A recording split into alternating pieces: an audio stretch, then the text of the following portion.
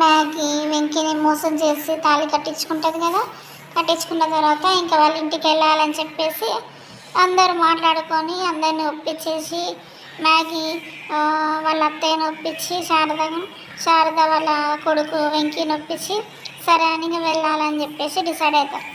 తర్వాత వెళ్దామని వెళ్తానంటే అప్పుడే మ్యాగీ ఉందంటే కదా, ఇంత సడన్గా ఎందుకు బావా వెళ్ళడము అని అంటే కదా, తాళి కట్టాక అవి ఆటలు ఉంటాయి కదా అని అంటే అప్పుడు వెంకీ ఉండంటాడు కదా, అవన్నీ ఇక్కడే ఆడేస్తే ఎలా పెళ్ళామా, మన ఇంటికి వెళ్ళాక ఆడాల్సిన ఆటలు పాటలు అన్నీ నేను దగ్గరుండి ఆడిస్తాగా అని చెప్పేసి అంటాడు వెటకారంగా. అప్పుడు మ్యాగీ షాక్ అవుతుంది.